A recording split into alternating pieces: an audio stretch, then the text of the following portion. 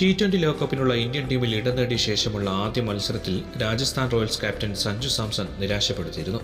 Sunrisers ഹൈദരാബാദിനെതിരായ മത്സരത്തിൽ നേരിട്ട ആദ്യ പന്തിൽ തന്നെ ബൗൾഡാവുകയായിരുന്നു സഞ്ജു. റൺസൊന്നും താരത്തിന് ലഭിച്ചില്ല. ഭുവനേശ്വർ കുമാറിന്റെ ഓപ്പണിംഗ് ഓവറിലെ 5-ാം പന്തിലാണ് സഞ്ജു മടങ്ങുന്നത്. ഭുവിയുടെ ഇൻ സ്വിംഗറിന് സഞ്ജുവിന് മറുപടി ഉണ്ടായിരുന്നില്ല. മിഡിൽ സ്റ്റംപ് പിഴുതുകൊണ്ടാണ് ആ പന്ത് പറന്നത്. ഒരു ത്രില്ലർ മത്സരത്തിൽ രാജസ്ഥാൻ പരാജയപ്പെടുകയും ചെയ്തു. ഒരു റൺസിനായിരുന്നു രാജസ്ഥാന്റെ തോൽവി. മത്സരത്തിൽ ഒരേയൊരു സംഭവം മാത്രമാണ് സഞ്ജുവിന് ഓർക്കാനുണ്ടാവുക. അതാവട്ടെ വിവാദമാവുകയും ചെയ്തു. ആ സംഭവത്തെക്കുറിച്ചാണ് നമ്മളിവിടെ സംസാരിക്കുന്നത്. അതിനു മുമ്പായി കൂടുതൽ ക്രിക്കറ്റ് വാർത്തകൾക്ക് ഈ ചാനൽ മറക്കാതെ സബ്സ്ക്രൈബ് ചെയ്യൂ. ഈ വീഡിയോയിൽ ഞാൻ നിങ്ങൾക്ക് പരിചയപ്പെടുന്നത് വീട്ടിലിരുന്ന് വരുമാനം നേടാനുള്ള ഒരു ആപ്പിനെ കുറിച്ചാണ്. അതിൻ്റെ പേരാണ് ലിയോ. 2007 മുതൽ സ്പോർട്സ് ഗെയിമുകളും ഓൺലൈൻ സ്ലോട്ട് ഗെയിമുകളും നൽകുന്ന പ്ലാറ്റ്ഫോമാണിത്. ഇവിടെ നിങ്ങൾക്ക് 4000-ലധികം സ്പോർട്സ് ബുക്കുകളും റൗളറ്റ് പോക്കർ പോലെയുള്ള നിരവധി സ്ലോട്ട് ഗെയിമുകളും ലഭിക്കുന്നു. ഇതുവഴി സുരക്ഷിതമായ ഡെപ്പോസിറ്റും വിഡ്രോ ചെയ്യാൻ നിങ്ങൾക്ക് കഴിയും. ഏത് പ്രശ്നത്തിലും നിങ്ങളെ സഹായിക്കാൻ ഇവിടെ 24/7 കസ്റ്റമർ സേവനവും ലഭ്യമാണ്.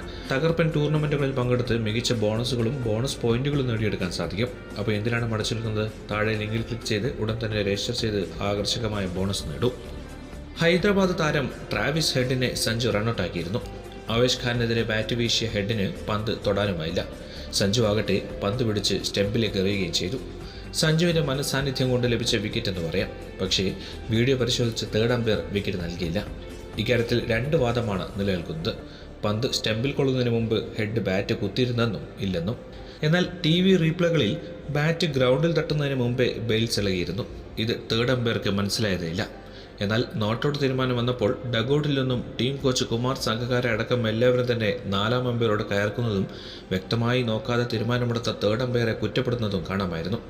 പക്ഷേ തൊട്ടടുത്ത പന്തിൽ തന്നെ ഹെഡിൻ്റെ വിക്കറ്റ് ആവേശ് ഖാൻ നേടിയതോടെ ആ വിവാദം അപ്പോൾ തന്നെ കെട്ടടങ്ങി.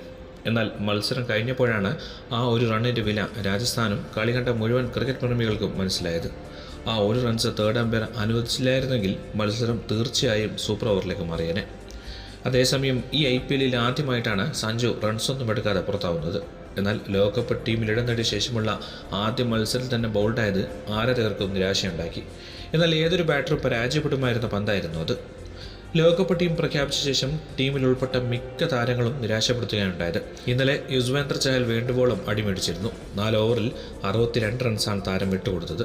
വിക്കറ്റൊന്നും വീഴ്ത്താൻ സാധിച്ചതുമില്ല.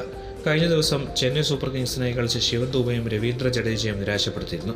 അതിനു മുമ്പ് രോഹിത് ശർമ്മ, ഹാർദിക് പാണ്ഡ്യ, സൂര്യകുമാർ യാദവ് എന്നിവർക്ക് തിളങ്ങാനും സാധിച്ചില്ല.